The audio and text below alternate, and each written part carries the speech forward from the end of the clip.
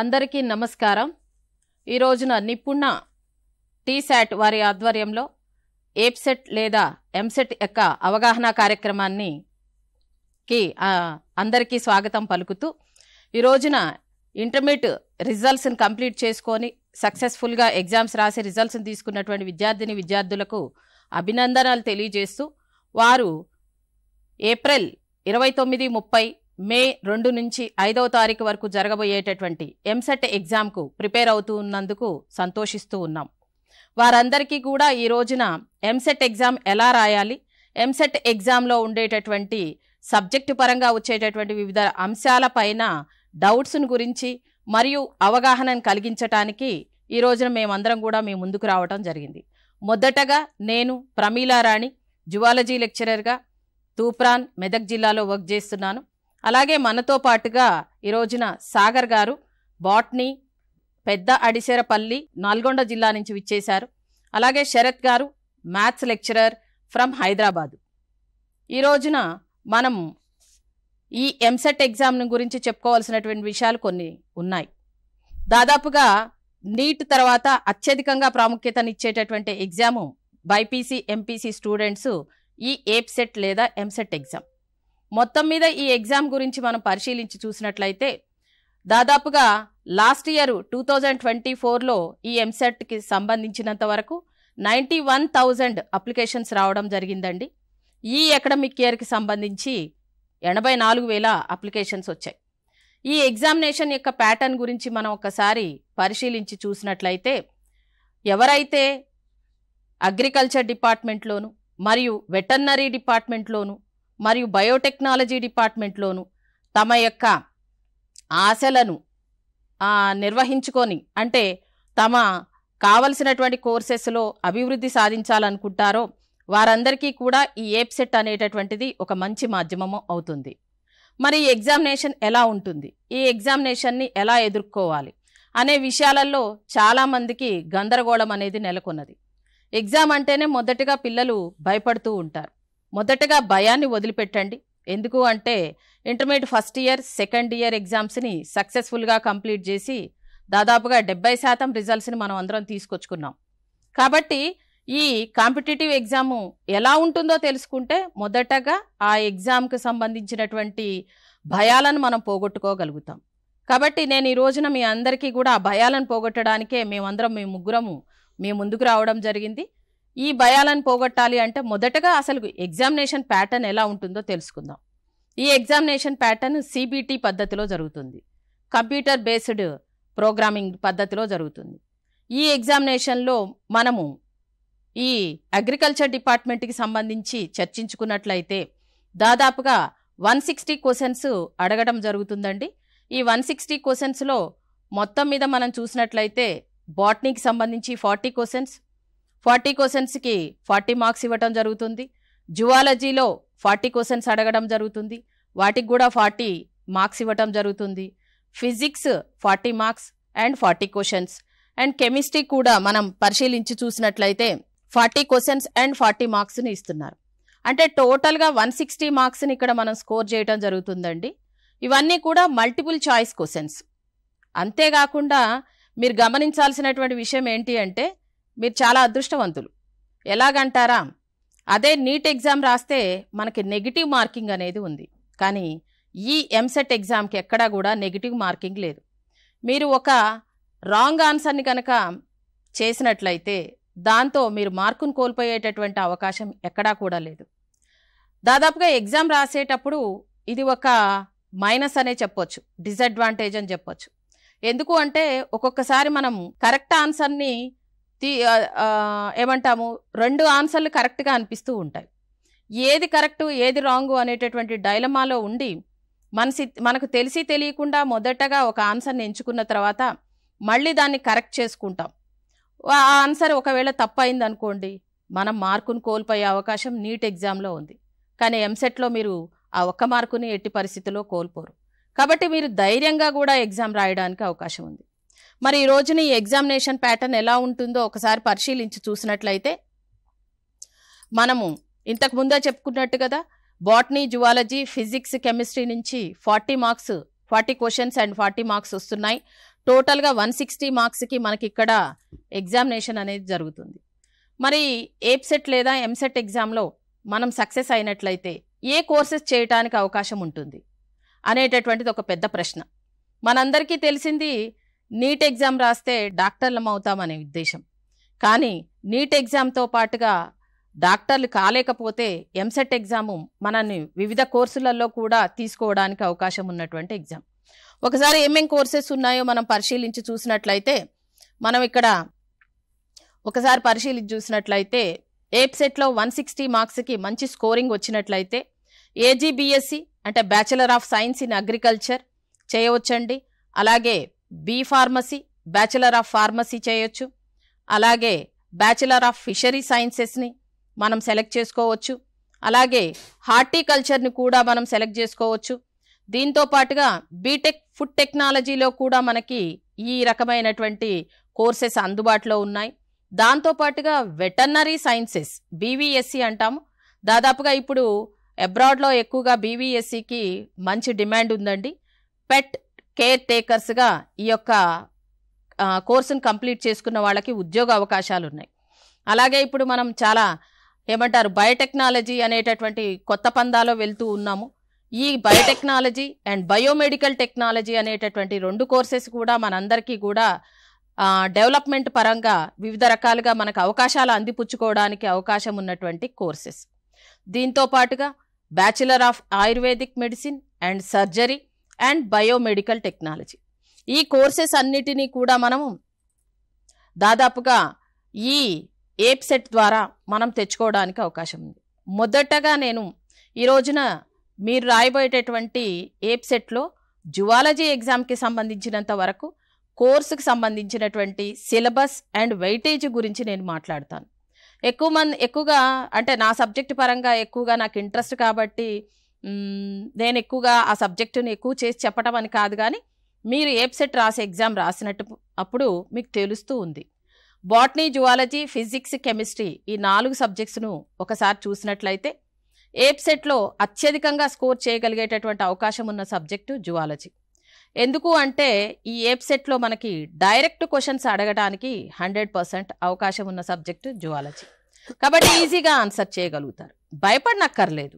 Exam అంటే కూడా ఎప్పుడు పరీక్షించేదే కానీ భయపెట్టేది కాదు. కాబట్టి మీకు ఒక్కసారి ఈ సిలబస్ గురించి నేను మీతోటి మాట్లాడటానికి ఇష్టపడతాను. ఒకసారి ఫస్ట్ ఇయర్ సిలబస్ చూసినట్లయితే జువాలజీలో మీరు ఇక్కడ ఫస్ట్ యూనిట్ యొక్క వెయిటేజ్ని మాట్లాడుకుందాం. ఏప్సెట్లో ఏ రకమైనటువంటి వెయిటేజ్ అంటే ఏ చాప్టర్ చదువుకుంటే మనకి ఎక్కువ మార్క్స్ స్కోర్ చేయడానికి అవకాశం ఉంటుంది అనేటటువంటిది ఇక్కడ జువాలజీ పరంగా చూసినట్లయితే, జువాలజీలో ఫస్ట్ యూనిట్లో వచ్చినట్లయితే మనకి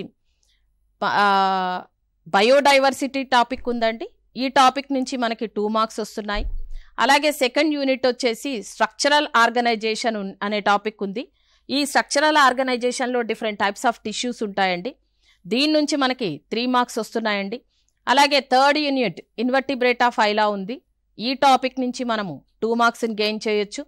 అలాగే ఫోర్త్ యూనిట్ కార్డేటా క్లాసిఫికేషన్ ఉందండి. ఈ టాపిక్ నుంచి 2 మార్క్స్ గెయిన్ చేయొచ్చు. Fifth unit locomotion and reproduction in protozoans, ఈ టాపిక్ ఉందండి. దీని నుంచి మనము 2 మార్క్స్ని గెయిన్ చేయొచ్చు. అలాగే sixth unit and most important unit, ఈ యూనిట్లో బయాలజీ ఇన్ హ్యూమన్ వెల్ఫేర్. మీరందరూ కూడా బైపీసీ అయిపోయిన వాళ్ళందరికీ తెలుసు. Ascaris and Wuchereria bancrofti, Entamoeba histolytica, Plasmodium యొక్క లైఫ్ సైకిల్స్ చదువుకుంటారు. అంటే మనం ప్రస్తుతం జీవితంలో ఏమైతే వ్యాధులను ఎదుర్కొంటున్నామో ఆ వ్యాధులన్నిటిని గురించి కూడా చదువుకునేటటువంటి టాపిక్ యూనిట్ ఈ సిక్స్త్ యూనిట్ అండి. దీనికి వెయిటేజ్ వచ్చినట్లయితే 4 మార్క్స్ ఉందండి. అలాగే సెవెంత్ యూనిట్ పెరిప్లానేటా అమెరికానా, కాక్రోచ్ గురించి చదువుకుంటాం. దీనికి 2 మార్క్స్ వెయిటేజ్ ఇచ్చారు. లాస్ట్ యూనిట్ ఇకాలజీ అండి. డిఫరెంట్ టైప్స్ ఆఫ్ పొల్యూషన్స్ గురించి, ఎకో కాన్సెప్ట్స్ గురించి మనం చదువుకునేటటువంటి ఈ టాపిక్ నుంచి మనకి 3 మార్క్స్ స్కోర్ చేయడానికి అవకాశం ఉంది. ఇక అలాగే సెకండ్ ఇయర్ యొక్క టాపిక్స్లో మనం వెయిటేజ్ని ఒక్కసారి చూద్దామండి. సెకండ్ ఇయర్ చాలా అద్భుతంగా తీర్చిదిద్దబడినటువంటి జువాలజీ టాపిక్స్ ఉన్నాయి. ఎందుకు అంటే ఏ విషయం గురించి అయినా మనకు అవగాహన రావాలి అంటే ముందుగా మన గురించి మనం తెలుసుకోవాలి. మన గురించి మనకు పూర్తిగా అవగాహన వచ్చినట్లయితే ఏ విషయం గురించి అయినా తెలుసుకుంటాం. కాబట్టే ఈ సెకండ్ ఇయర్ జువాలజీ మొత్తం కూడా మీరు గమనించినట్లయితే హ్యూమన్ ఎనాటమీ అండ్ ఫిజియాలజీ ఉంది. హ్యూమన్ ఎనాటమీ అండ్ ఫిజియాలజీ యొక్క టాపిక్స్ అన్నీ కూడా పూర్తిగా మనం సెకండ్ ఇయర్లో చదువుకుంటున్నాం. ఫస్ట్ యూనిట్ వచ్చినట్లయితే మనకి డైజెషన్ అండ్ రెస్పిరేషన్ యూనిట్ ఉందండి. దీని యొక్క వెయిటేజ్ వచ్చేసరికి మనకి 2 మార్క్స్ ఉంది ఎంసెట్లో. అలాగే సెకండ్ యూనిట్ వచ్చేసరికి సర్క్యులేషన్ అండ్ ఎక్స్క్రీషన్ అండి, విసర్జక వ్యవస్థ అండ్ గుండె యొక్క నిర్మాణం. ఈ టాపిక్ యొక్క వెయిటేజ్ వచ్చేసరికి మనకి మళ్ళీ 3 మార్క్స్ ఇవ్వటం జరిగింది. థర్డ్ యూనిట్ వచ్చేసరికి మనకి మస్కులర్ స్కెలిటల్ సిస్టమ్. ఈ టాపిక్లో మజిల్ కాంట్రాక్షన్ గురించి నేర్చుకుంటాము, హ్యూమన్ స్కెలిటన్ గురించి నేర్చుకుంటాము, హ్యూమన్ బాడీలో ఎన్ని రకాలైనటువంటి జాయింట్స్ ఉన్నాయో నేర్చుకుంటాము. ఈ టాపిక్ యొక్క వెయిటేజ్ వచ్చేసరికి 2 మార్క్స్ ఇవ్వటం జరిగింది. ఫోర్త్ యూనిట్ వచ్చేసరికి మనకి ఇమ్యునాలజీ అండ్ ఎండోక్రైనాలజీ అండి. చాలా అద్భుతమైనటువంటి టాపిక్ ఇమ్యునాలజీ అండ్ ఎండోక్రైనాలజీ. దాదాపుగా ఒక 4 సంవత్సరాల క్రితం ప్రపంచమంతా కూడా ఎంతో బాధించినటువంటి కరోనా గురించి మనం చాలాసార్లు చెప్పుకున్నాం. ఈ కరోనా రాకుండా ఉండాలి అంటే అందరం చెప్పుకునేది ఏంటి అంటే ఇమ్యునాలజీని పెంచుకోవాలని, ఇమ్యూనిటీని పెంచుకోవాలని. ఆ ఇమ్యూనిటీ అనేది ఎలా పనిచేస్తుంది, ఆ ఇమ్యూన్ వ్యవస్థలో ఏ రకమైనటువంటి కణాలు పనిచేస్తాయి, what are the important components and cells of the immune system, how the immune system will react with the antigens and other foreign particles అనేటటువంటి టాపిక్ని డీటెయిల్గా మనం T cells, B cells, humoral immunity, cell mediated immunity, వీటన్నిటిని గురించి కూడా పూర్తిగా చదువుకోగలిగినటువంటి topic ఈ ఫోర్త్ యూనిట్. దీని యొక్క వెయిటేజ్ వచ్చేసరికి మనకి 3 మార్క్స్ ఇవ్వటం జరిగింది. అలాగే ఇక ఫిఫ్త్ యూనిట్కి వెళ్దాం. ఫిఫ్త్ యూనిట్కి వచ్చేసరికి human reproductive system, male and female reproductive సిస్టమ్ని ఈ టాపిక్లో చదువుకుంటామండి. ఇది కూడా చాలా అద్భుతమైనటువంటి టాపిక్. ఈ టాపిక్లో మనకు 2 మార్క్స్ వెయిటేజ్ ఇవ్వటం జరిగింది. ఇక ఏ టాపిక్ ఆ టాపిక్ చాలా అద్భుతమైనవి. నెక్స్ట్ 6th యూనిట్కి వెళ్దామండి. 6th యూనిట్ మన అందరినీ శాసించేటటువంటి యూనిట్, అదే జెనెటిక్స్ అండి. జెనెటిక్స్ మనం ఏ రకంగా మనకి జన్యు వ్యాధులు వస్తున్నాయి, what is genetics, what is gene, what is DNA, what are the different types of chromosomal disorders అని రకరకాలుగా మనకు వచ్చేటటువంటి వ్యాధులకు చికిత్స చేయడం ఎంత ముఖ్యమో, అసలు వ్యాధులు రాకుండా చూడాలి అని అంటే ఏ రకమైనటువంటి జన్యువులు ఈ వ్యాధులకు కారణమవుతున్నాయి, what are the causatives of the different types of genetical disorders అనే విషయాన్ని గురించి తెలుసుకోవాలి అని అంటే మనం 6th యూనిట్ని ఖచ్చితంగా చదవాల్సిందేనండి. దీని యొక్క వెయిటేజ్ 3 మార్క్స్ ఇవ్వటం జరిగింది. నెక్స్ట్ 7th యూనిట్ మనకు వచ్చేసరికి ఇవల్యూషన్ అండి. ఈ ఇవల్యూషన్కి వెయిటేజ్ని 3 మార్క్స్ ఇచ్చాం. ఇక లాస్ట్ యూనిట్ చూసినట్లయితే బయోమెడికల్ టెక్నాలజీ అండి. దాన్నే అప్లైడ్ బయాలజీ అని కూడా చెప్పుకుంటాం. డిఫరెంట్ టైప్స్ ఆఫ్ డిసీజెస్ వచ్చినప్పుడు మనం చేసే పని ఏంటి అని అంటే ముందుగా డాక్టర్ దగ్గరికి వెళ్ళంగానే డిసీజ్కి నెంబర్ ఆఫ్ సిమ్టమ్స్ ఉంటాయి. చాలా రకాల వ్యాధులకి చాలా ఒకే రకమైన సిమ్టమ్స్ ఉంటాయి. కరోనా అప్పుడు మనము చాలా వరకు దగ్గాము. అలాగే నెక్స్ట్ వచ్చేసి కోరింత దగ్గు వచ్చినప్పుడు దగ్గు వస్తూ ఉంటుంది. రకరకాల డిసీజెస్లో సిమ్టమ్స్ అనేవి ఒకే రకంగా సిమిలర్గా ఉంటాయి. మరి ఆ డిసీజెస్ని యాక్యురేట్గా ఏ రకమైన వ్యాధి అనేది ఎలా కనిపెట్టగలుగుతాము అంటే డయాగ్నోసిస్ చేసినప్పుడు, వ్యాధి నిర్ధారణ పరీక్షలు చేసినప్పుడు. ఈ వ్యాధి నిర్ధారణ పరీక్షలు చేయాలి అని అంటే మనకు కావాల్సింది ఏంటి అని అంటే వివిధ రకాలైనటువంటి టెస్టులు. అవే మనకి CT scan, MRI, ECG, EEG మొదలైన ఎక్స్రే మొదలైనటువంటి టెస్టులు. వీటన్నిటిని గురించి కూడా డీటెయిల్గా మాట్లాడుకోగలిగే అవకాశం ఉన్నటువంటి topic last unit applied biology. దీనికి 3 మార్క్స్ ఇచ్చాం. చెప్పండి, ఇప్పుడు మీరు ఎవరైనా భయపడుతున్నారా ఎంసెట్ రాయటానికి? లేదు, అంత ఈజీ టాపిక్సే ఉన్నాయి. ఇంకొకటి ఏంటి అంటే first year, second year zoology, botany, physics, chemistry చదువుకొని మీరు రీసెంట్గా ఇప్పుడే పాస్ అయ్యారు. కాబట్టి ఇప్పటికీ మీకు ఆ మెమోరియన్లో ఆ చదువు అనేది మిగిలిపోయి ఉంది. కాబట్టి ఇంకొక 2-3 రోజుల్లో మీరు ఎగ్జామ్ రాయబోతూ ఉన్నారు. ఎటువంటి భయము మీకు అక్కర్లేదండి. మీకు ఎటువంటి డౌట్స్ ఉన్నా సబ్జెక్ట్ పరంగా బాటనీ, జువాలజీ, మ్యాథ్స్కి మీరు కాల్ చేసి మాతోటి మాట్లాడవచ్చు. ఇది జువాలజీ సబ్జెక్టుకి సంబంధించినంత వరకు అండి. నెక్స్ట్ ఇప్పుడు బాటనీకి సంబంధించినంత వరకు సీనయ్య గారు ఎక్స్ప్లెయిన్ చేస్తారు. అందరికీ నమస్కారం. Good morning dear students and aspirants. ఈరోజు మనము ఎంసెట్ పాత పదం, ఇప్పుడు అది ఎప్సెట్గా మారినటువంటి సందర్భాన్ని గుర్తు చేస్తూ ఈ ఎప్సెట్ ఎగ్జామ్లో ఇంతకుముందే మేడం గారు వెయిటేజ్ గురించి చాలా చక్కగా వివరించడం జరిగింది. ఈ 160 మార్కులకు తయారు చేయబడుతున్నటువంటి ఈ అగ్రికల్చర్ పేపర్ కానీ అలాగే ఇంజనీరింగ్ స్ట్రీమ్ పేపర్ కానీ మనము ఈ రెండింటి గురించి చర్చించుకోవడం కోసము, మీకు మంచి సలహాలు సూచనలు చేయడం కోసము, పేపర్ ఎలా ఉంటుంది అనేది ఒక విశ్లేషణాత్మకంగా మీకు వివరించడం కోసము ఈరోజు ఈ చర్చా కార్యక్రమాన్ని మన టీశాట్ మీ ముందుకు తీసుకురావడం జరిగింది. ఇది చాలా శుభ పరిణామం, హర్షించదగ్గ విషయం. ప్రియమైన విద్యార్థులు, ఇప్పుడు నేను చెప్పేది ఏంటంటే, మీరు ఎప్సెట్ ప్రిపేర్ అవుతున్నారు. సో ఈ ఎప్సెట్ ప్రిపేర్ అయ్యేటప్పుడు మీరు గుర్తుపెట్టుకోవాల్సిన అంశం ఏంటంటే, గతంలో ఉన్నటువంటి ప్రశ్నాపత్రాలు, అంటే మనకు కొత్త సిలబస్ వచ్చిన కాంచి తీసుకున్నట్లయితే 2013-14 నుంచి ఈ ఎంసెట్ నడుస్తూ ఉంది. తర్వాత అది ఇంతకుముందు ఆఫ్లైన్ ఉండేది, ఇప్పుడు ఆన్లైన్లో నడుస్తుంది. ఆఫ్లైన్ ఉన్నప్పుడు మనం పేపర్ బుక్లెట్ తీసుకొని బయటకు వచ్చేవాళ్ళం కాబట్టి మనకు బుక్లెట్స్ అందుబాటులో ఉండేవి. ప్రతి ఒక్కరూ చదువుకోవడానికి పదే పదే చూసి పరిశీలించి క్వశ్చన్ యొక్క స్టాండర్డ్ను అర్థం చేసుకోవడానికి అవకాశం ఉండేది.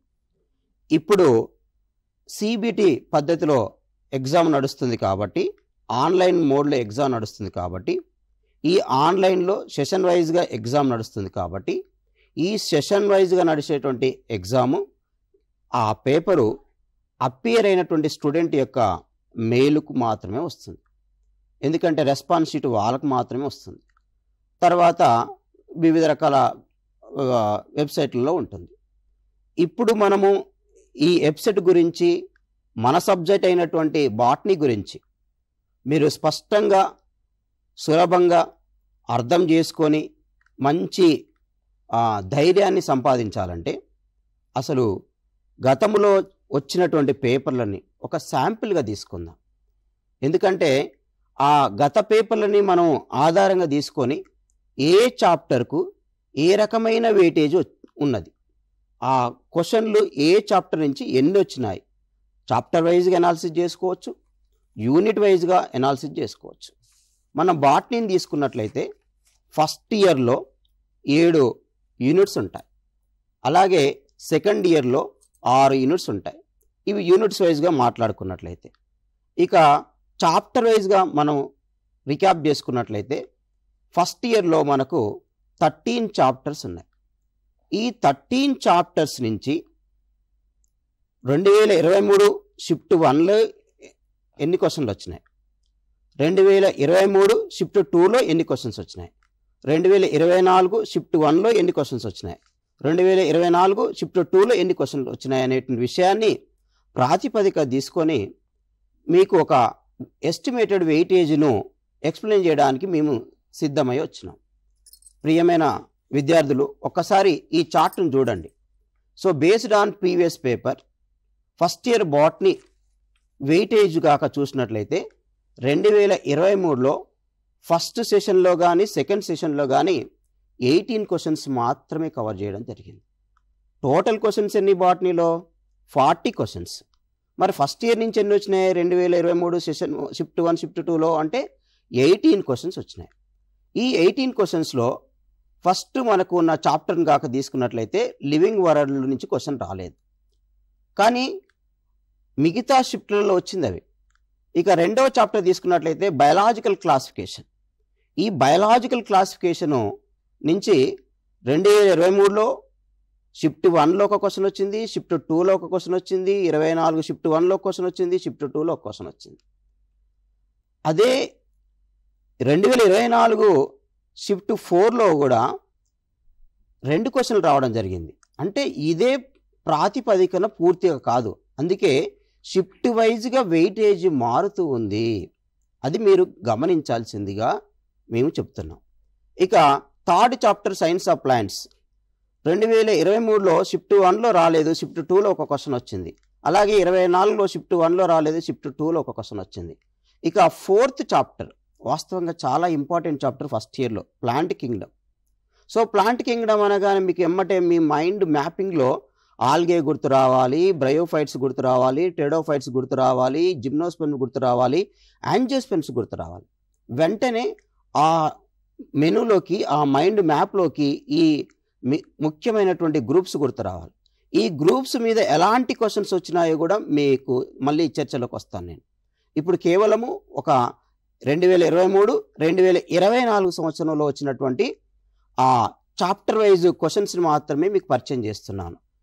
ఇక ప్లాంట్ కింగ్డమ్ కాక మనం ఒక్కసారి మనం క్లియర్గా చూసినట్లయితే ఆ ప్లాంట్ కింగ్డమ్లో, సో ప్లాంట్ కింగ్డమ్ కాక మనం క్లియర్గా గమనించినట్లయితే 3 క్వశ్చన్స్ వచ్చినాయి. 2023 షిఫ్ట్ 1లో 3 క్వశ్చన్స్ వచ్చినాయి, షిఫ్ట్ 2లో 2 క్వశ్చన్స్ వచ్చినాయి.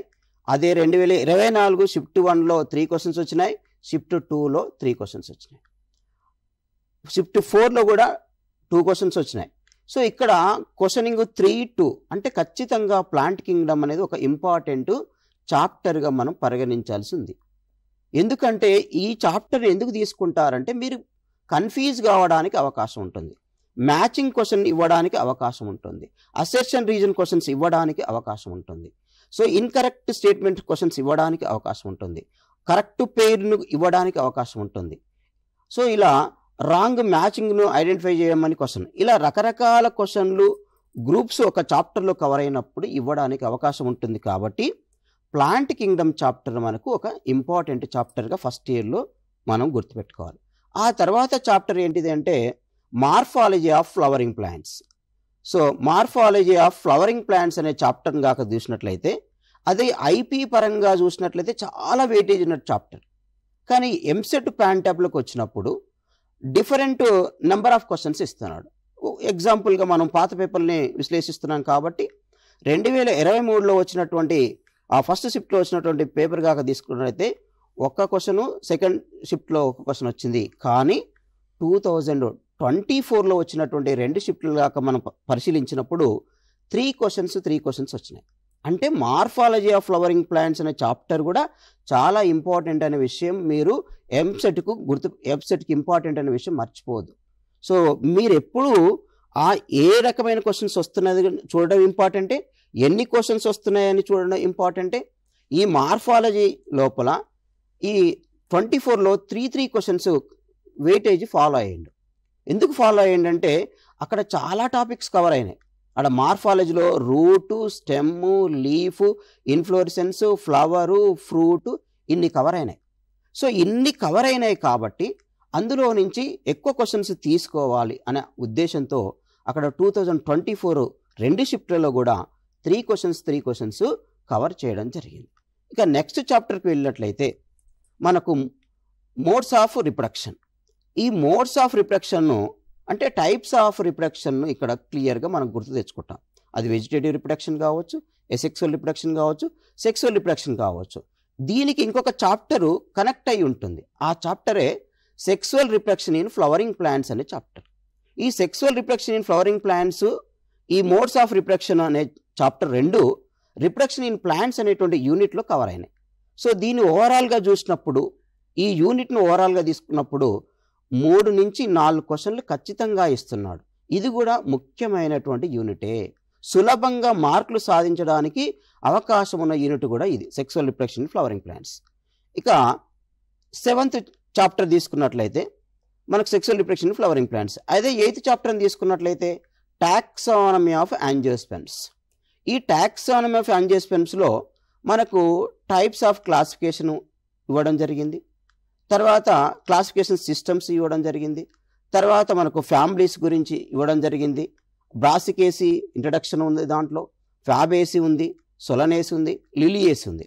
దీంట్లో ఫ్లోరల్ ఫార్ములా మీద బేస్ చేసుకొని క్వశ్చన్ ఇస్తున్నారు. చాలామంది ఎందుకు ఈ క్వశ్చన్ ఇస్తున్నారని విద్యార్థులు మీరు ఆలోచించవచ్చు. ఎందుకంటే పిల్లవాళ్ళలో రిటెన్షన్ పవర్ను టెస్ట్ చేస్తారు, పరిశీలన శక్తిని టెస్ట్ చేస్తారు. ఈ అబ్జర్వేషన్ స్కిల్ని, అండర్స్టాండింగ్ స్కిల్ని, నెక్స్ట్ రిటెన్షన్ స్కిల్ని టెస్ట్ చేయడం కోసము ఇలాంటి చాప్టర్లో మనకి ఫ్లోరల్ ఫార్ములా మీద క్వశ్చన్ ఇవ్వడం జరుగుతుంది. తర్వాత ఫ్యామిలీకి సంబంధించిన ఆ ఇంపార్టెంట్ ప్లాంట్స్ మీద కూడా మ్యాచింగ్ క్వశ్చన్ ఇచ్చి మీ మెమరీని టెస్ట్ చేయడం జరుగుతుంది. సో ఇక్కడ కాంబినేషనల్ క్వశ్చన్ కూడా ఇవ్వడం జరుగుతుంది. సో మీరు గుర్తుపెట్టుకోవాల్సింది ఏంటంటే, విద్యార్థులకు ఇచ్చేటువంటి సలహా ఏంటంటే, ఒక మ్యాచింగ్ క్వశ్చన్ ఇచ్చినప్పుడు ఆ మ్యాచింగ్ క్వశ్చన్లో మనకు పక్కా తెలిసిన దాన్ని కరెక్ట్గా కాంబినేషన్ చూసుకుంటే సులభంగా ఆన్సర్ చేసే అవకాశం ఎంసెట్లో చాలా ఈజీ. కాబట్టి మీరు దీనికోసము భయపడవలసిన అవసరం లేదు. కంపేర్ టు జువాలజీ, మేడం అన్నట్టు వాస్తవమే, కంపేర్ టు జువాలజీ మన బాట్ని కొంచెం క్రిటికల్ కంపైలేషన్ ఉంటుంది పేపర్లో. ఆ క్రిటికల్ కంపైలేషన్ ఎందుకు ఉంటుంది అంటే, అక్కడ డిఫరెంట్ మోడ్స్ ఆఫ్ క్వశ్చన్స్ వస్తున్నాయి, డిఫరెంట్ టైప్స్ ఆఫ్ క్వశ్చన్స్ ఇవ్వడము, అందులో కాంబినేషన్ క్వశ్చన్స్ ఇవ్వడము కూడా మనం ఇక్కడ గమనించుకోవాల్సిందే అంశం. సో ప్రియమైన విద్యార్థులారా, మీరు నేను చెప్పేది ఏంటంటే, ఒక పేపర్ని స్పష్టంగా 1 నుంచి 40 క్వశ్చన్లు చూసినప్పుడు చాప్టర్ వైజ్గా క్వశ్చన్స్ ఏమొచ్చినాయో చూడడం ఇంపార్టెంటే, డైరెక్ట్ క్వశ్చన్స్ ఏమొచ్చినాయో చూడడం ఇంపార్టెంటే, ఇండైరెక్ట్ క్వశ్చన్స్ ఏమొచ్చినాయో చూడడం ఇంపార్టెంటే, అసెర్షన్ రీజన్ క్వశ్చన్స్లో ఎలాంటి ట్విస్టింగ్ ఉందో చూడడం ఇంపార్టెంటే, మ్యాచింగ్ క్వశ్చన్స్లో 1 కరెక్ట్ కాంబినేషన్ దొరికితే ఆన్సర్ దొరుకుతుందా, లేదా 2 కరెక్ట్ కాంబినేషన్ దొరికితే ఆన్సర్ దొరుకుతుందా, 3 కరెక్ట్ కాంబినేషన్ దొరికితే ఆన్సర్ దొరుకుతుందా అనేటువంటి పరిశీలన కూడా మీరు చేయాలి. తర్వాత కామన్గా ఎంసెట్లో కానీ నీట్లో కానీ ఫాలో అవుతున్న క్వశ్చన్ ప్యాటర్న్ ఏంటంటే, స్టేట్మెంట్ అంటే ఇన్కరెక్ట్ స్టేట్మెంట్ అని, కరెక్ట్ స్టేట్మెంట్ అని, ఇన్కరెక్ట్ పెయిర్ అని, కరెక్ట్ పెయిర్ అని, రిలేటెడ్ అని, అన్రిలేటెడ్, ఈ పదాలతోటి మనకు క్వశ్చన్స్ వస్తున్నాయి. ఈ పదాలతో ఇచ్చి కింద స్టేట్మెంట్స్ ఇస్తున్నాడు. ఇవి సర్వసాధారణంగా మీరు ఎక్కువగా అబ్జర్వ్ చేస్తారు. మీరు కూడా నేను ఇచ్చే మీకు సలహా ఏంటంటే, ఎక్కువగా ప్రాక్టీస్ చేయండి. సో ఇక నెక్స్ట్ చాప్టర్లోకి వెళ్ళినట్లయితే, మనము 8th టాక్సానమీ ఆఫ్ యాంజియోస్పెర్మ్ అయిపోయింది. దాంట్లో 2 క్వశ్చన్స్ 4 షిఫ్ట్లలో 2 క్వశ్చన్స్ ఇవ్వడం జరిగింది. ఒకటి ఇంట్రడక్షన్ ప్యాటర్న్ నుంచి తీసుకుంటే, రెండవది ఫ్యామిలీస్ నుంచి తీసుకుంటున్నాడు. ఇంకా 9th చాప్టర్ తీసుకున్నట్లయితే cell the unit of life. Cell the unit of life వాస్తవంగా మనకు లోయర్ క్లాసెస్లోనే పరిచయం ఉంటుంది. 9th క్లాస్లోనే ఉంది, అది ఫస్ట్ చాప్టర్ 9th క్లాస్లో ఉంది. ఇంటర్మీడియట్లో 9th చాప్టర్ ఫస్ట్ ఇయర్లో ఉంది. దీనికి కూడా మంచి వెయిటేజ్ ఇవ్వడం జరుగుతుంది. ఈ cell the unit of life అనే చాప్టర్కి మనకు సులభంగా క్వశ్చన్లు ఉంటాయి, సులభంగా ఆన్సర్ చేయొచ్చు. ఎందుకంటే మనకు అందులో సెల్లు, అందులో ప్రొకారియోటిక్ సెల్ ఏమంటేనే గుర్తొస్తుంది, యుకారియోటిక్ సెల్ గుర్తొస్తుంది, ప్రొకారియోటిక్ సెల్లో ఉన్నటువంటి కాంపోనెంట్స్ గుర్తొస్తాయి, యుకారియోటిక్ సెల్లో ఉన్నటువంటి కాంపోనెంట్స్ గుర్తొస్తాయి. దాంట్లో సెల్ ఆర్గనెల్స్ ఫెమిలియర్, అవి అందరికీ తెలిసిందే. సెల్ మెంబ్రేన్ తెలిసిందే, సెల్ వాల్ తెలిసిందే. నెక్స్ట్ సెల్ ఆర్గనెల్స్లో మైటోకాండ్రియా తెలిసిందే, క్లోరోప్లాస్ట్ తెలిసిందే, రైబోజోమ్స్ తెలిసినాయి, ఇవన్నీ గాల్జీ కాంప్లెక్స్ తెలిసినాయి, ఎండోప్లాస్మిక్ రెటిక్, ఇవన్నీ తెలిసిన చాప్టర్స్. అంటే చాలా సంవత్సరాల నుంచి మన అనుభవంలోకి వచ్చినవి. కాబట్టి ఈ చాప్టర్ నుంచి తప్పనిసరిగా 3 క్వశ్చన్స్ కవర్ చేస్తున్నాడు. ఈ 3 క్వశ్చన్స్ సులభంగా చేయొచ్చు మీరు. అంటే మనకు తెలిసిన చాప్టరు, మనం సులభం అనుకున్న చాప్టర్ మీద ఎక్కువ ఫోకస్ చేసినట్లయితే స్కోర్ ఈజీగా సాధించవచ్చు. కొన్ని చాప్టర్లు క్రిటికల్గా ఉంటాయి.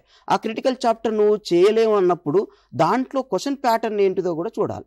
చేసే వాటి మీద ఫస్ట్ బాగా గ్రిప్ సంపాదించాలి. దానికి చేయవలసిన పని ఏంటిని అంటే, పాత క్వశ్చన్లని 1కి 4 సార్లు మనం పరిశీలించాలి, దాంట్లో ఉన్నటువంటి ట్విస్టింగ్ని గమనించాలి. ఇది చేయాల్సింది. ఇక next chapter cell the unit of life తర్వాత బయోమాలిక్యూల్ చాప్టర్. ఈ బయోమాలిక్యూల్ చాప్టర్ కాక మనం టాపిక్స్ తీసుకున్నట్లయితే, జనరల్గా బయోమాలిక్యూల్స్ బాటనీలో కవర్ అయింది, బయోమాలిక్యూల్స్ కెమిస్ట్రీలో కూడా మీకు కవర్ అవుతుంది. సో ఇక్కడ మనకి ఇచ్చిందంటే ప్రైమరీ ఇన్ఫర్మేషన్ ఇస్తాడు, అక్కడ స్ట్రక్చరల్ ఇన్ఫర్మేషన్ ఇస్తాడు. కొన్ని స్ట్రక్చర్స్ మాత్రమే మనకు బయోమాలిక్యూల్స్లో కవర్ చేసిండు. సో ఇక్కడ 2023 షిఫ్ట్ 1లో 1 క్వశ్చన్ ఇస్తే, షిఫ్ట్ 2లో 2 క్వశ్చన్స్ వచ్చినాయి. అలాగే 2024 షిఫ్ట్ 2లో 3 క్వశ్చన్స్ ఇచ్చాడండి. సో ఈ చాప్టర్ కూడా చిన్న చాప్టరు, కానీ ఎక్కువ క్వశ్చన్స్ వస్తున్నాయి, సులభంగా చేయొచ్చు. ఇంకొక మంచి సలహా ఏంటంటే, మీరు ఖచ్చితంగా గుర్తుపెట్టుకోవాలని చెప్పే అంశము, నీట్లో బయోమాలిక్యూల్స్ నుంచి 4 to 5 క్వశ్చన్స్ మినిమం వస్తున్నాయి. కొన్నిసార్లు అయితే 6 క్వశ్చన్స్ కూడా ఇచ్చినాడు. అంటే అంత ఇంపార్టెంట్ చాప్టరు, అంత షార్ట్ ఇన్ఫర్మేషన్ ఉన్నటువంటి, బ్రీఫ్ ఇన్ఫర్మేషన్ ఉన్నటువంటి చాప్టర్. సో కాబట్టి ఇక్కడ ఏం చేయాలి మనము అంటే, మెమరీ బేస్డ్ క్వశ్చన్సే ఎక్కువ వస్తున్నాయి. మెమరీ బేస్డ్ క్వశ్చన్స్ మీద ఈ చాప్టర్లో మనకు పట్టుండాలి అంతే. బయోమాలిక్యూల్స్లో కవర్ అవుతున్న అంశాలు ఇవే. ఇక తర్వాత చాప్టర్ తీసుకున్నట్లయితే మనకి అది 9th క్లాస్లో వచ్చింది, ఇంటర్ ఫస్ట్ ఇయర్లో వచ్చింది. ప్రతి జువాలజీ కూడా అవసరమే, అది బాటనీకి అవసరమే. ఏంటి ఆ chapter? Cell cycle and cell division. Cell cycle and cell division కూడా చాలా ఇంపార్టెంట్ చాప్టరే. ఎందుకంటే మనకి సెల్ సైకిల్ సెల్ డివిజన్ అనగానే సెల్ సైకిల్లో ఉన్న ఫేజెస్ వెంటనే గుర్తు రావాలి. ఆ సెల్ సైకిల్లో ఉన్న ఫేజెస్ మనం రిక్యాప్ చేసుకున్నట్లయితే, ఓహో ఇంటర్ఫేస్ ఉంది, నెక్స్ట్ ఎం ఫేస్ ఉంది. ఇక ఇంటర్ఫేస్లో చూసినట్లయితే మనకు G1 ఫేస్ ఉంది, S ఫేస్ ఉంది, G2 ఫేస్ ఉంది, తర్వాత ఎం ఫేస్ ఉంది. ఆ మైటాటిక్ ఫేజ్లో మనము వెంటనే కార్యోకైనసిస్ తీసుకుంటాము, సైటోకైనసిస్ తీసుకుంటాం. కార్యోకైనసిస్ తీసుకోగానే మనకి వెంటనే గుర్తొచ్చేయి ప్రోఫేజ్, మెటాఫేజ్, అనాఫేజ్, టీలోఫేజ్. ఇక సైటోకైనసిస్లో సైటోప్లాజం డివిజన్ గురించి మాట్లాడుకుంటాం. ఇలా మైటాటిక్ ఫేజ్ అయిపోయింది. తర్వాత మియాటిక్ డివిజన్ గురించి కూడా ఒక క్వశ్చన్ తప్పనిసరిగా వస్తుంది ఎప్పుడైనా. చాలా పేపర్లు మనం 14 నుంచి 24 దాకా ప్రతి ఇయర్లో చూసినట్లయితే మియాసిస్లో మియాసిస్ 1లో పర్టికులర్గా ప్రోఫేజ్ 1 నుంచి క్వశ్చన్ లేకుండా పేపర్ లేదండి. నేనేం చెప్తున్నాను, మియాసిస్లో ప్రోఫేజ్ 1 నుంచి క్వశ్చన్ లేకుండా పేపర్ లేదు, ఏదో ఒక షిఫ్ట్లో వస్తుంది. మరి ఎందుకు క్వశ్చన్ ఇస్తున్నాడు అంటే ప్రోఫేజ్ 1లో మనకు 5 ఫేజెస్ ఉంటాయి, 5 సబ్ ఫేజెస్ అని కూడా వాటిని మాట్లాడుకోవచ్చు. అది లెప్టోటిన్ కావచ్చు, జైగోటిన్ కావచ్చు, ప్యాకెటిన్ కావచ్చు, డిప్లోటిన్ కావచ్చు, డయాకైనసిస్ కావచ్చు. ఈ స్టేజెస్లో జరిగేటువంటి చేంజెస్ని, క్రోమోజోముల బిహేవియర్ని ఆయన క్వశ్చన్ రూపంలో వాడుకొని మనకు మ్యాచింగ్ క్వశ్చన్ ఇవ్వడం కానీ, లేదా ఇన్కరెక్ట్ స్టేట్మెంట్ రూపంలో క్వశ్చన్ ఇవ్వడం కానీ, కరెక్ట్ స్టేట్మెంట్ రూపంలో క్వశ్చన్ ఇవ్వడం కానీ జరుగుతుంది. సో ప్రియమైన విద్యార్థులారా, ఇలాంటి ట్విస్టింగ్ ఉన్నటువంటి ఏరియాను కూడా మంచి స్కోర్ సాధించేటువంటి విద్యార్థులు 1కి 2 సార్లు రిక్యాప్ చేసుకోవాలి, లేదా రివిజన్ చేసుకోవాలి. అది మీరు షార్ట్ నోట్ ప్రిపేర్ చేసుకున్నప్పుడు వీటి మీద ఫోకస్ చేయాలి. అందులో ఒక ఇంపార్టెంట్ ఏరియా ప్రోఫేజ్ 1 నేను చెప్పింది. ఇంకా తర్వాత చాప్టర్లోకి అంటే 11th చాప్టర్ అయిపోయింది. ఇంకా 12th చాప్టర్ ఏముంది మనకు ఫస్ట్ ఇయర్లో అంటే histology and anatomy of flowering plants. Histology and anatomy of flowering ప్లాంట్స్లో మనకి ఎన్ని క్వశ్చన్స్ వస్తున్నాయో ఒక చూద్దాం. 2023 షిఫ్ట్ 1లోనైతే ఒక క్వశ్చన్ వచ్చింది, షిఫ్ట్ 2లో కూడా ఒక క్వశ్చన్ వచ్చింది. అట్లాగే 2024 షిఫ్ట్ 1లో ఒక క్వశ్చను, షిఫ్ట్ 2లో 2 క్వశ్చన్లు వచ్చినాయి.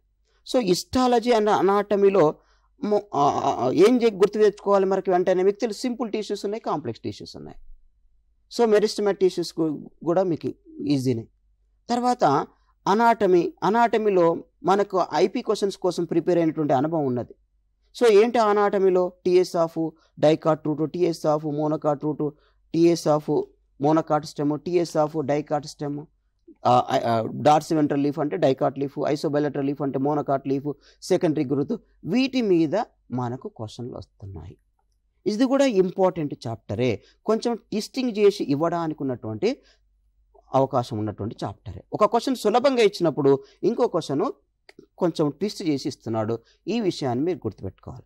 ఇంకా last chapter first year botany syllabus ఏంటిది? అది అంటే plant ecology, ecological adaptations, succession, ecosystem services టాపిక్లో ఉన్నటువంటి చాప్టరు ప్లాంట్ ఎకాలజీ. ఈ ప్లాంట్ ఎకాలజీలో మనకి చాలా ఈ సులభమైన టాపిక్సే కవర్ చేసిండు, పెద్ద క్రిటికల్ క్వశ్చన్స్ కూడా ఇవ్వట్లేదు. అందులో క్లాసిఫికేషన్ ఆఫ్ జీరోఫైట్స్ కానీ, క్లాసిఫికేషన్ ఆఫ్ హైడ్రోఫైట్స్ కానీ, తర్వాత మార్ఫలాజికల్ అడాప్టేషన్స్ ఇన్ హైడ్రోఫైట్స్ కానీ, next anatomical adaptations in hydrophytes కానీ, అలాగే same morphological adaptations or ecological adaptations in xerophytes, anatomical adaptations in xerophytes same ఇస్తున్నాడు. సో ఎకోసిస్టమ్ సర్వీసెస్ మీద ఎప్పుడో ఒకసారి కవర్ చేస్తున్నాడు. సో ఇది చాలా సులభమైనటువంటి చాప్టరు. ఈ చాప్టర్ మీద ఎప్పుడు ఎన్ని క్వశ్చన్లు వస్తున్నాయి మనకి అంటే ఒక్క క్వశ్చనే వస్తుంది. సో కాబట్టి ఎకాలజీలో ఆ ఒక్క క్వశ్చన్ సులభంగా సాధించవచ్చు. ఇది ఫస్ట్ ఇయర్ ఓవరాల్గా మనం 23లో తీసుకున్నప్పుడేమో 18 క్వశ్చన్స్ వచ్చినాయి. అదే 24లో తీసుకున్నప్పుడు ఒక షిఫ్ట్లోనేమో 19 క్వశ్చన్స్ వచ్చినాయి, ఇంకో షిఫ్ట్లోనేమో 20 క్వశ్చన్స్ వచ్చినాయి. అంటే ఫస్ట్ ఇయర్లో 20 క్వశ్చన్స్ ఇచ్చినప్పుడు ఆటోమేటిక్గా సెకండ్ ఇయర్ నుంచి 20 క్వశ్చన్స్ కవర్ అవుతున్న విషయాన్ని మనం గుర్తుపెట్టుకోవచ్చు. చలో నెక్స్ట్ సెకండ్ ఇయర్ సిలబస్ మీద మీరు ఈ విధంగా ఫోకస్ చేయటానికి ముందుగా మనము ఎంసెట్ ఎగ్జామ్లో యాజ్ యూజువల్గా బయాలజీకి సంబంధించినంత వరకు డీటెయిల్గా మాట్లాడుకున్నాం సార్. ఇక ఇప్పుడు ఒక చిన్న గ్యాప్ తోటి మనము మ్యాథ్స్ సబ్జెక్ట్కి సంబంధించినంత వరకు కూడా ఎంసెట్లో మంచి వెయిటేజ్ ఉన్నది. ఈ రోజున మ్యాథ్స్ ఎవరైతే ఇంజనీరింగ్ స్ట్రీమ్ అయితే మే 2వ తారీఖు 5వ తారీఖు రాయబోతున్నారో వారికి కూడా మ్యాథ్స్ సబ్జెక్ట్కి సంబంధించి మంచి సూచనలు సలహాలు ఇవ్వడానికి శరత్ జూనియర్ కాలేజ్ నుంచి విచ్చేసినటువంటి శరత్ గారు మనకి ఈ రోజున మిగతా విషయాలు మ్యాథ్స్ సబ్జెక్ట్కి సంబంధించినటువంటి విషయాల్ని డీటెయిల్గా ఎక్స్ప్లెయిన్ చేస్తారు. సార్, మరి పిల్లలు భయపడకూడదు అని అంటే మీరు ఇచ్చే సలహాలు? Good morning everyone. ఎంసెట్ ఎగ్జామినేషన్లో మ్యాథమెటిక్స్ వెయిటేజెస్ 80 క్వశ్చన్స్. మనం ఎస్పెషల్లీ లాస్ట్ 4 years నుంచి చూస్తుంటే పేపర్ చాలా లెంతీగానే ఉంటుంది. కానీ దాంట్లో మనం 80 క్వశ్చన్స్లో ఒక 60 క్వశ్చన్స్ కనుక మనం మంచిగా ఆన్సర్ చేయగలిగితే మనకి చాలా టాప్ ర్యాంక్స్లో వచ్చే అవకాశాలు ఉంటాయి. సో ఈ 60 క్వశ్చన్స్ ఎట్లా ఐడెంటిఫై చేయటం, ఇది మనకి చాలా చాలా ఇంపార్టెంట్. సో మనం టాపిక్ వైజ్గా కనుక మనం డిస్కస్ చేసుకోగలిగితే మనం ఫాస్ట్గా స్కోర్ చేయాలి, ఎక్కువ స్కోర్ చేయాలి.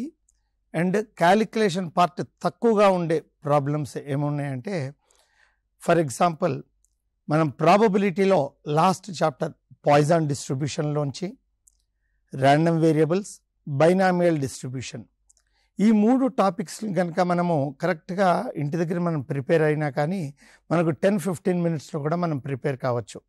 ర్యాండమ్ వేరియబుల్స్లో మీన్ వేరియన్స్ కనుక్కోవటం, బైనామియల్ డిస్ట్రిబ్యూషన్లో వచ్చేసి మనకి డిస్ట్రిబ్యూషన్ ఫామ్ Q+P⁴n, అక్కడ మీన్ వేరియన్స్ కనుక్కోవటం, స్టాండర్డ్ డీవియేషన్ కనుక్కోవటం.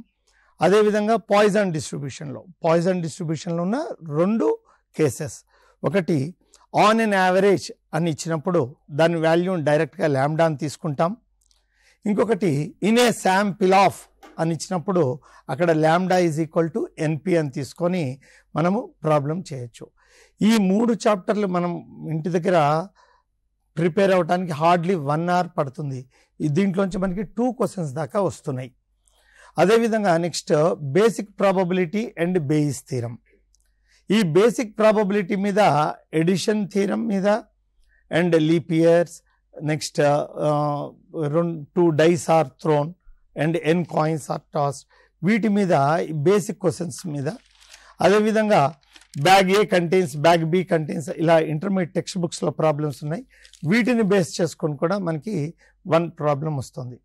అదేవిధంగా స్టాటిస్టిక్స్లో తీసుకుంటే mean deviation about mean deviation about median, ఈ 2, అండ్ వేరియన్స్ కనుక్కోవటం. అన్గ్రూప్డ్ డేటా మీద కూడా మనకి క్వశ్చన్ అడుగుతున్నారు. ఇది మొత్తం మనం ప్రిపేర్ అయినా కానీ హార్డ్లీ 1-2 hours కూడా మనం కంప్లీట్ చేసుకోవచ్చు. ఇది ఫస్ట్ ప్రాబబిలిటీ అండ్ స్టాటిస్టిక్స్ మీద కనుక మనం చూసుకుంటే మనకి అరౌండ్ 6 to 7 క్వశ్చన్స్ అయితే మనకి వస్తున్నాయి. ఈ 6 to 7 క్వశ్చన్స్ మనం హార్డ్లీ 8-10 to 10 minutesలో మనం ఈజీగా మనం కంప్లీట్ చేసుకోగలుగుతాం. నెక్స్ట్ వచ్చేది మనకి ట్రిగ్నోమెట్రీ తీసుకున్నప్పుడు inverse trigonometric functions, hyperbolic functions, ఈ 2 చాప్టర్స్ ఫస్ట్ మనం ఫార్ములాస్ కంప్లీట్గా థరో కావాలి. దేనికంటే ఈ 2 ఫంక్షన్స్ని బేస్ చేసుకొని మనకి ఫంక్షన్స్లో డొమైన్స్లోంచి కూడా ఒక ప్రాబ్లం అడుగుతున్నారు. సో ఫంక్షన్స్లో డొమైన్స్ ప్రాబ్లం చేయాల్సినప్పుడు కూడా మనకి ఇన్వర్స్ ట్రిగ్నోమెట్రిక్ ఫంక్షన్స్, హైపర్బోలిక్ ఫంక్షన్స్లో, అదేవిధంగా ఫంక్షన్స్లో ఇన్వర్స్ ఆఫ్ ద ఫంక్షన్ కనుక్కోమన్నప్పుడు కూడా ఈ హైపర్బోలిక్ ఫంక్షన్స్, ఇన్వర్స్ ట్రిగ్నోమెట్రిక్ ఫంక్షన్స్లోంచి ప్రాబ్లమ్స్ అడుగుతున్నాడు. సో మీరు ఒక చార్ట్ తయారు చేసుకోవాలి. ఫంక్షన్, దాని డొమైన్, దాని రేంజ్, అండ్ ఇన్వర్స్ ట్రిగ్నోమెట్రిక్ ఫంక్షన్స్లో basic formulas, sine inverse x plus cos inverse x is π/2, tan inverse x plus cot inverse x is π/2, secant inverse x plus cosecant inverse x π/2, ఈ basic formulas. ఎందుకు ఈ formulas బాగా important inverse trigonometric, వీటిని base చేసుకొని డిఫరెన్సియేషన్లో కూడా problems అడుగుతున్నారు. So అందుకని inverse trigonometric functions అనేది చాలా చాలా చాలా ఇంపార్టెంట్ టాపిక్. దీని తర్వాత మనకి ప్రాపర్టీస్ ఆఫ్ ట్రయాంగిల్స్. ఈ ప్రాపర్టీస్ ఆఫ్ ట్రయాంగిల్స్లో small r, r1, r2, r3 మీద అండ్ కొసైన్ రూల్ మీద మనకి ఎక్కువ ప్రాబ్లమ్స్ అడిగే ఛాన్సెస్ ఉంటున్నాయి. సో అందుకని ఈ ఫార్ములాస్ కూడా ఒక పేపర్ మీద ఫార్ములాస్ లిస్ట్ తయారు చేసుకొని పెట్టుకోవాలి.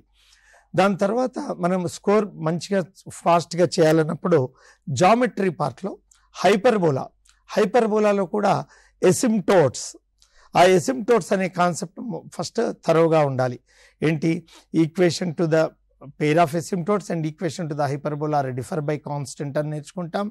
యాంగిల్ బిట్వీన్ ద ఎసిమ్టోట్స్, ఇవి angle between the asymptotes 2 cases, 2 tan inverse b by a, 2 secant inverse e. అలానే product of the perpendiculars drawn from any point on the hyperbola to its asymptotes, a square b square by a square plus b square. ఈ basic formulas. Next ఈ eccentricity of the hyperbola మీద. So relation between transverse axis and conjugate axis ఇచ్చినప్పుడు length of the latus rectum, distance between the foci, ఇలా ఏదైనా 2 మధ్య relation ఇచ్చేసేసి మనకి eccentricity కనుక్కోమంటాడు. So వాటి మీద ప్రాబ్లమ్స్. అలానే ఎలిప్స్లో కూడా మనం eccentricity problems and normal to the ellipse and equation to the tangent. ఇది కూడా both parametric forms and when the point is px1y1, 2 cases. పిల్లలకు సమ్ టైమ్స్ ఎగ్జామినేషన్లో normal equation to the ellipse or hyperbola confuse అయ్యే chance ఉంటుంది. So మీకు suppose అక్కడ confuse అవుతున్నప్పుడు మీరు ఇమ్మీడియట్గా కర్వ్ ఇస్తాడు, పాయింట్ ఇస్తాడు కదా, డిఫరెన్షియేట్ చేయండి. స్లోప్ ఆఫ్ ద టాంజెంట్ వస్తుంది, -1 by దట్ స్లోప్ వేస్తే స్లోప్ ఆఫ్ ద నార్మల్ కూడా వస్తుంది. సో కన్ఫ్యూజన్ లేకుండా అలా చేసుకోవచ్చు. అలానే పారాబోలాలోకి వచ్చినప్పుడు T1 T2ల మీద relations. If it is a focal chord, T1 T2 is equal to -1, and if the normal at T1 meets the curve again at T2, T2 is equal to -2 by T1 - T1. అలానే T1 T2 is equal to 2. ఈ conditions ఒకటి. అలానే tangent when the slope is given y is equal to mx plus a by m and point of contact a by m square comma 2a by m అవుంది కదా అది. Next basics of parabola and length of the latus rectum కనుక్కోమనొచ్చు. Focus directrix ఇచ్చో లేదా focus vertex ఇచ్చేసేసి length of the latus rectum కనుక్కోమనొచ్చు. ఇవి కొంచెం కాన్సన్ట్రేట్ చేయాలి. Next circles and system of circles. ఈ సర్కిల్స్ అండ్ సిస్టమ్ ఆఫ్ సర్కిల్స్లో రాడికల్ యాక్సెస్ని బేస్ చేసుకొని, రాడికల్ సెంటర్ని బేస్ చేసుకొని మనకు ఒక క్వశ్చన్ వస్తుంది. అదేవిధంగా angle between the 2 circles and orthogonality దాని మీద ఒకటి, పోల్ కనుక్కోమనేసి ఒకటి ప్రాబ్లం ఉంటుంది. అలానే length of the x intercept, length of y intercept, ఈ బేసిక్స్ అన్ని కూడా ఒకసారి రాసుకోవాలి. అందుకని మీరు ఫస్ట్ ఏం చేయండి అంటే చాప్టర్ వైజ్గా లిస్ట్ అవుట్ చేసుకోండి బేసిక్ ఫార్ములాస్. వాళ్ళు అడిగేది బేసిక్ ఫార్ములాస్ మించే క్వశ్చన్స్ అడుగుతున్నారు, కానీ క్యాలిక్యులేషన్ పార్ట్ లెంతీగా ఉంటుంది. ఓకే, నెక్స్ట్ మనకి పెయిర్ ఆఫ్ స్ట్రైట్ లైన్స్లో హోమోజనైజింగ్ మీద ఒక క్వశ్చన్ వస్తుంది, అది ఒకటి బాగా నేర్చుకోండి. Angle between the pair of lines, area of the triangle found by the pair of lines and 1 line. Okay, exam రాసేటప్పుడు కొన్ని జాగ్రత్తలు మనం తీసుకోవాలి. సమ్ టైమ్స్ మనకి వచ్చిన ప్రాబ్లమే ఉంటుంది, కానీ ఆ ప్రాబ్లం చేయటానికి క్యాలిక్యులేషన్స్ 2-3 minutes పట్టే ప్రాబ్లమ్స్ కూడా ఇస్తున్నారు. సో ఆ ప్రాబ్లమ్ని స్కిప్ చేయడం కూడా మన ప్రిపరేషన్ మెథడ్ కావాలి. సో 1 to 80 క్వశ్చన్స్కి వెళ్ళటం ఈజ్ ఇంపార్టెంట్. సమ్ టైమ్స్ మధ్యలో క్వశ్చన్స్ స్కిప్ చేయాలి. 55+ క్వశ్చన్స్ కనుక మనం ఆన్సర్ చేయగలిగితే మనకి మ్యాథమెటిక్స్లో మంచి స్కోర్ అది. ఓకే, సో దాని కొరకు మనం కొంచెం స్కిప్ చేయటం మనం నేర్చుకోవాలి. క్వాడ్రాటిక్ ఈక్వేషన్స్లో relation between the roots, theory of ఈక్వేషన్స్లో relation between the roots and reciprocal equation type 1, type 2. Okay, class 1 reciprocal equation even order, odd order, class 2 reciprocal equation even order, odd order. వాటికి standard roots ఉన్నాయి కదా, so అవి ఒకసారి list out చేసుకొని పెట్టుకోండి, అది కూడా మనకి చాలా ఇంపార్టెంట్.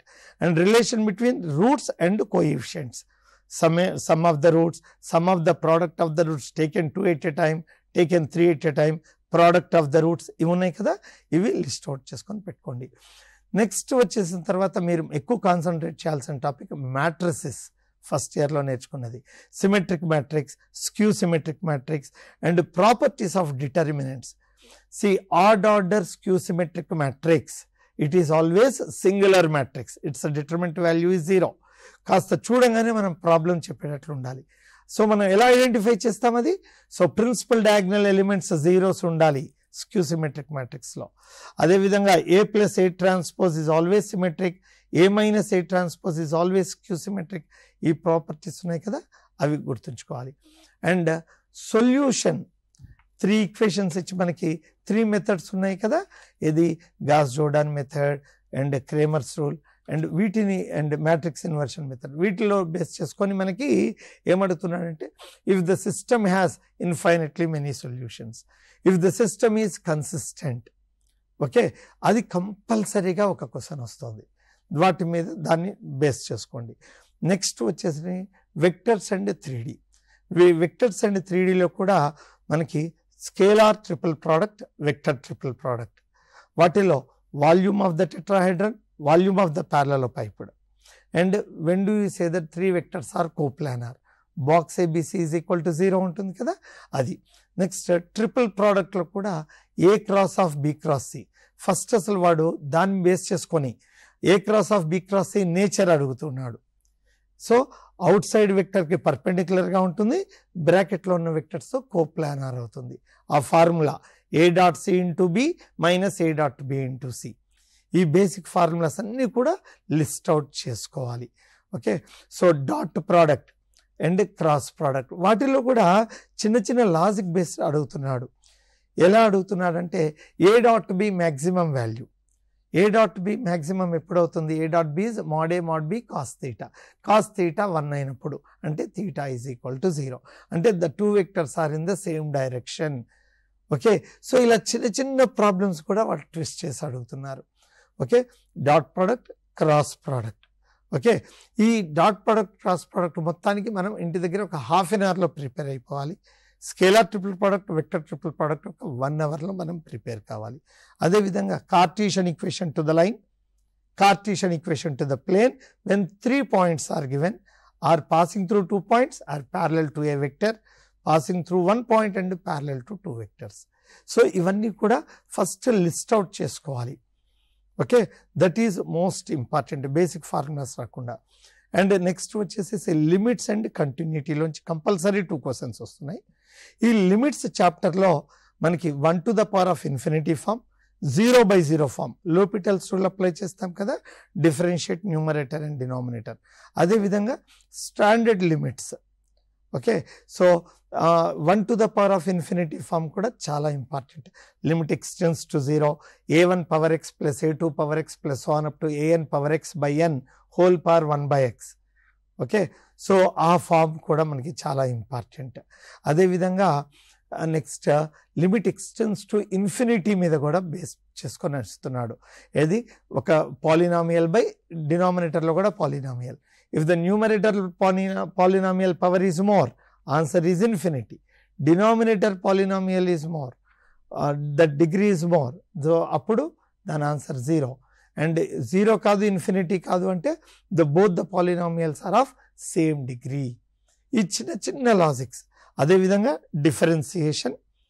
అండ్ నెక్స్ట్ డిఫరెన్సియేషన్ తర్వాత మీరు కాన్సన్ట్రేట్ చేయాల్సిన మోస్ట్ ఇంపార్టెంట్ టాపిక్ ఏంటంటే tangents and normals. Length of the tangent, length of the sub tangent, length of the normal, length of the sub normal, వాటి మధ్య ఉన్న రిలేషన్. ఓకే, అండ్ కొన్ని standard forms. y² = kx అనే problem compulsory అడగచ్చు. ఆ curve speciality ఏంటి? Length of the subnormal is always constant. Length of the subnormal is always constant అన్నప్పుడు left hand side y² ఉండాలా, రైట్ హ్యాండ్ సైడ్ x ఉండాలి. ఇలా చిన్న చిన్న వాటి మీద మనం కాన్సన్ట్రేట్ కనుక చేయగలిగితే మ్యాథ్స్లో మంచి స్కోర్ తెచ్చుకోగలుగుతాం. ఓకే, క్యాలిక్యులేషన్ ఫాస్ట్ చేయటం నేర్చుకోండి. All the best. Thank you sir, చాలా బాగా చెప్పారు. మేము బైపీసీ స్టూడెంట్స్ అయినా సరే మీరు చెప్పిన విధానం చూస్తూ ఉంటే మాకు కూడా మ్యాథ్స్ చాలా సులభం అని తెలిసిపోయింది. సర్కిల్స్, మ్యాట్రిక్స్, cos θ = 1 అయితే A.B = సంథింగ్ అవుతుందనే చిన్న చిన్న లాజిక్స్, ఇవన్నీ చూస్తూ ఉంటే అసలు ఎగ్జామ్ ఇంత ఈజీయా అని అనిపిస్తుంది. కాబట్టి మీరు ఎవరు కూడా భయపడాల్సినటువంటి అవసరం లేదు. ఇంతకుముందు బాటనీ సార్ కూడా చెప్పారు మనకి ఏంటి బయోమాలిక్స్ ఈజీగా ఉంటుందని. బాటనీలో ఉందండి బయోమాలిక్స్, అలాగే మనకు కెమిస్ట్రీలో కూడా ఉంది. అలాగే prokaryotic cell and eukaryotic cell differences కూడా మనకి బాటనీలో ఉంది, జువాలజీలో ఉంది. ఇకాలజీ కూడా బాటనీలో ఉంది, జువాలజీలో ఉంది. కాబట్టి మీకు ఎందుకండి భయం? నిజంగా మీరు భయపట్టలేదు కదా. మీరందరూ కూడా చాలా బాగా ఎగ్జామ్స్ సక్సెస్ఫుల్గా కంప్లీట్ చేసుకుంటారని ఆశిస్తున్నాను. అలాగే ఇప్పుడు మనకి కెమిస్ట్రీకి వచ్చినట్లయితే ఒకసారి చూసినట్లయితే ఇనార్గానిక్ కెమిస్ట్రీకి 10 to 12 మార్క్స్ రావడానికి వెయిటేజ్ అవకాశం ఉంది. అలాగే ఆర్గానిక్ కెమిస్ట్రీకి 10 to 12 మార్క్స్, అలాగే ఫిజికల్ కెమిస్ట్రీకి కూడా 10 మార్క్స్ రావడానికి అవకాశం ఉంది, first year and second year కలిపి. కాబట్టి మీరు వాటి మీద కూడా ఫోకస్ చేయండి. సార్ శరత్ గారు చెప్పినట్టు ఫార్ములాస్ ఎక్కువగా ప్రాక్టీస్ చేయండి. దాంతోపాటుగా ఫిజిక్స్లో కూడా మీరు చూసినట్లయితే వెయిటేజ్ మెకానిక్స్కి 10 మార్క్స్ అండి, థర్మోడైనమిక్స్కి 12 మార్క్స్ అండి, అలాగే ఎలక్ట్రోమాగ్నెటిజం మీద 6 to 8 మార్క్స్ ఇవ్వడానికి అవకాశం ఉంది. ఆప్టిక్స్ కూడా 4 to 6 మార్క్స్ స్కోర్ చేయొచ్చు మనము. ఇది చాలా ఈజీ టాపిక్. మోడర్న్ ఫిజిక్స్ కూడా మనం 10th క్లాస్లో నేర్చుకుంటాం, అది కూడా 4 to 8 మార్క్స్ స్కోర్ చేయడానికి అవకాశం ఉంది. దానికి ముందుగా మనము సెకండ్ ఇయర్ బాటనీలో వెయిటేజీని గురించి సీనయ్య గారు మనకి ఒకసారి బ్రీఫ్ ఇంట్రొడక్షన్ ఇస్తారు. ఒక్కసారి మనం ఇప్పుడు సెకండ్ ఇయర్ బాటనీలో వచ్చినటువంటి క్వశ్చన్స్ని చాప్టర్ వైజ్గా బ్రీఫ్గా అనలైజ్ చేసుకుందాం. సో ఒకసారి మనం కాక చాప్టర్ వైజ్గా చూసినట్లయితే ఫస్ట్ చాప్టర్ మనకు ట్రాన్స్పోర్ట్ ఇన్ ప్లాంట్స్. ఈ ట్రాన్స్పోర్ట్ ఇన్ ప్లాంట్స్లో కామన్గా ప్రతి షిఫ్ట్లో ఒక క్వశ్చన్ వచ్చింది. సో ఇక్కడ ట్రాన్స్పోర్ట్ ఇన్ ప్లాంట్స్ అనగానే మీకు అందరూ ఆస్మాసిస్, ట్రాన్స్లొకేషన్ ఇవన్నీ ఇంకా నేను ఫైండ్ అవుట్ చేయను, కానీ కొన్నిసార్లు వాటర్ పొటెన్షియల్ మీద క్వశ్చన్ వస్తుంది. అదొక్కటి మీరు ఫోకస్ చేసుకోవాలని నేను స్పెసిఫిక్గా స్ట్రెచ్ చేస్తున్నాను. ఇంకా రెండవది మినరల్ న్యూట్రిషన్. మినరల్ న్యూట్రిషన్లో మొత్తం మ్యాక్రోన్యూట్రియంట్స్, మైక్రోన్యూట్రియంట్స్ సో మీదనే ఫోకస్ చేస్తున్నాడు, మ్యాచింగ్ క్వశ్చన్ మీద ఫోకస్ చేస్తున్నాడు, గుర్తుపెట్టుకోండి. అది కూడా ఒక క్వశ్చన్ వస్తుంది. ఎంజైమ్స్. సో ఎంజైమ్స్ కూడా చాలా ఈజీ టాపిక్. అక్కడ క్లాసిఫికేషన్ తీసుకుంటున్నాడు, లేదా కోఫాక్టర్స్ లేదా ఇన్హిబిటర్ తీసుకుంటున్నాడు. సో అక్కడ కూడా చాలా ఈజీ క్వశ్చన్ వస్తుంది, అది కూడా మీరు ఈజీగా చేయొచ్చు. ఎంజైమ్స్ మీద ఒక క్వశ్చన్ వస్తుంది. ఇంకా నెక్స్ట్ 4th చాప్టర్ తీసుకున్నట్లయితే ఫోటోసింథసిస్ ఇన్ ఎయిర్ ప్లాంట్స్, తర్వాత రెస్పిరేషన్ ఇన్ ప్లాంట్స్. ఈ 2 చాప్టర్లు ప్లాంట్ ఫిజియాలజీలో చాలా చాలా important. So photosynthesis in higher ప్లాంట్స్లో మినిమం 3 క్వశ్చన్స్ వస్తున్నాయి. 2 షిఫ్ట్లలో వచ్చినాయి ఆల్రెడీ ఈ 4 షిఫ్ట్ల నుంచి అనాలిసిస్ చేసినప్పుడు. So photosynthesis in higher plants అనే చాప్టరు మనము 10th క్లాస్లో కూడా చదువుకున్నాం. సో కాబట్టి అక్కడ మనకు ఆల్రెడీ ఎక్స్పీరియన్స్ వచ్చింది, ఇంటర్మీడియట్ సెకండ్ ఇయర్లో ఎక్స్పీరియన్స్ వచ్చింది, కాబట్టి మననే ఎగ్జామ్ కూడా రాసినాము. సో మీరు ఇక్కడ సెకండ్ ఇయర్ మీద ఎక్కువ ఫోకస్ చేయడం వల్ల ఏమవుతుందంటే స్కోర్ ఎక్కువ చేయడానికి అవకాశం ఉంటుంది. సో ఫోటోసింథసిస్ ఇన్ ఎయిర్ ప్లాంట్స్లో 3 క్వశ్చన్లు 2 వచ్చినాయి, 1 వచ్చినాయి. కానీ మీరు ఎక్కువ క్వశ్చన్స్ వచ్చిన సందర్భంలో ఉన్నప్పుడు, ఎక్కువ క్వశ్చన్లు వచ్చినప్పుడు ఏమవుతుందో ట్విస్ట్ చేస్తాడు, అది గుర్తుపెట్టుకోవాలి. అట్లాగే respiration in plants. Respiration in ప్లాంట్స్లో కూడా మనకి ఏరోబిక్ రెస్పిరేషన్, ఎన్రోబిక్ రెస్పిరేషన్ ఈ రెండింటిని ఫోకస్ చేస్తున్నాడు. రెస్పిరేటరీ కోషన్ ఫోకస్ చేస్తున్నాడు, అంపిబోలిక్ పాత్వేని ఫోకస్ చేస్తున్నాడు, గ్లైకాలసిస్, క్రెబ్ సైకిల్, ఈటీఎస్ ఇచ్చినప్పుడు ఖచ్చితంగా ట్విస్టింగ్ క్వశ్చన్ ఇస్తున్నాడు, చాలా జాగ్రత్తగా గుర్తుపెట్టుకోండి. అందులో నుంచి కూడా 2 క్వశ్చన్స్ వచ్చినాయి, 1 క్వశ్చన్ వచ్చింది, 3 క్వశ్చన్స్ వచ్చినాయి. అంటే షిఫ్ట్ వైజ్గా మారుతుంది, జాగ్రత్తగా గుర్తుపెట్టుకోండి. ఇక్కడ కూడా ఈజీగా క్వశ్చన్ చేయొచ్చు, ఆన్సర్ చేయొచ్చు మీరు. తర్వాత ప్లాంట్ గ్రోత్ అండ్ డెవలప్మెంట్, ఇది కంప్లీట్ మెమరీ బేస్డే. సో ఆక్సిన్స్, జిబర్లిన్స్ 10th క్లాస్లో కూడా చదువుకున్నాం. సో ఈ మెమరీ బేస్డ్ చాప్టర్లో మీరు ఏం చేయాలంటే ఒక చిన్న బ్రీఫింగ్ షార్ట్ అవుట్ చేసుకోవాలి. టేబులర్ ఫామ్ చేసుకున్నాం అనుకోండి, హార్మోన్స్ మీద టేబులర్ ఫామ్ చేసుకుంటే ఏమంటే ఆ క్వశ్చన్ గ్యారంటీ వస్తుంది. సో కాబట్టి మీరు అది వాటి యొక్క డెరివేటివ్ అంటే ఎగ్జాంపుల్ ఐఏఏ ఉంది, ఐఏఏ యొక్క సో ఏ కారకం తోడ్పడుతుంది, జింక్ అడగవచ్చు, లేదా ట్రిప్టోఫాన్ అమైనో యాసిడ్ అడగవచ్చు. సో ఇక్కడ జాగ్రత్తగా ఇలాంటివి కొన్ని గుర్తుపెట్టుకుంటే ఒక క్వశ్చన్ వస్తుంది, వాటి యొక్క సిగ్నిఫికెంట్ రోల్ ఫిజియలాజికల్ ఆస్పెక్ట్ గుర్తుపెట్టుకున్నప్పుడు ఒక క్వశ్చన్ వస్తుంది. ఇంకా నెక్స్ట్ మైక్రోబయాలజీ, బ్యాక్టీరియా, వైరస్ నుంచి ఒక క్వశ్చన్ వస్తుంది. ఆ తర్వాత మనము జెనెటిక్స్, ఇంత మేడం గారు చెప్పారు, జెనెటిక్స్ జువాలజీలోనే ఇంపార్టెంటే, బాటనీలో ఇంపార్టెంటే. Principles of inheritance and variations గురించి మీరు చాలా ఫోకస్ చేశారు, ఎందుకంటే ఐపీలో ఫోకస్ చేశారు, ఇక్కడ ఎంసెట్లో కూడా ఖచ్చితంగా ఫోకస్ చేయాలి. ఈ వెబ్సెట్లో ఖచ్చితంగా అది మోనోహైబ్రిడే కావచ్చు, డయాబెటిక్ క్రాసే కావచ్చు, లేదా మెండల్ లాసే కావచ్చు, లేదా లింకేజ్ కావచ్చు, క్రాసింగ్ ఓవర్ కావచ్చు, జెనెటిక్ మ్యాప్సే కావచ్చు. మ్యాచింగ్ క్వశ్చన్ కూడా ఇచ్చిండు. సో మన లాస్ట్ 2024 షిఫ్ట్ 2లో కూడా మ్యాచింగ్ క్వశ్చన్ యూగో డివిజన్ తీసుకున్నాడు, కోరెన్స్ తీసుకున్నాడు, తర్వాత స్టటివాంటి తీసుకున్నాడు, మెండల్ తీసుకున్నాడు, మ్యాచింగ్ క్వశ్చన్ ఇచ్చిండు. సో ఇలా మ్యాచింగ్ క్వశ్చన్ ఇవ్వడానికి కూడా జెనెటిక్స్ అవకాశం ఉంది. న్యూమరికల్ క్వశ్చన్స్ ఇక్కడ స్పెషల్గా ఫోకస్ చేసింది ఏంటంటే న్యూమరికల్స్ అడుగుతున్నాడు. సో న్యూమరికల్ అది మోనోహైబ్రిడ్ క్రాస్ మీద అడగవచ్చు, డయాబెటిక్ క్రాస్ మీద అడగవచ్చు. సో కాబట్టి ఇక్కడ జాగ్రత్తగా గుర్తుపెట్టుకోవాలి. ఈ న్యూమరికల్ ఇంకెక్కడ కనపడుతుంది అంటే మన కెల్విన్ సైకిల్లో కనపడుతుంది. సో కెల్విన్ సైకిల్లో కూడా న్యూమరికల్ ఒక 1 turn off kelvin cycle, so ఎన్ని ఏటీపీస్ ఎన్ని ఎన్ఏడిపిఎస్ వినియోగించబడతాయి అనేది కూడా క్వశ్చన్ అడుగుతున్నాడు. అలా మల్టిఫై చేసి కూడా అడుగుతాడు. కాబట్టి అక్కడ మీరు ఖచ్చితంగా రివిజన్ చేసుకోవాలి, ఫోకస్ చేయాలి. నెక్స్ట్ మైక్రోబయాలజీ తర్వాత జెనెటిక్స్కి వచ్చినాం. జెనెటిక్స్ తర్వాత నెక్స్ట్ మాలిక్యులర్ బయాలజీ.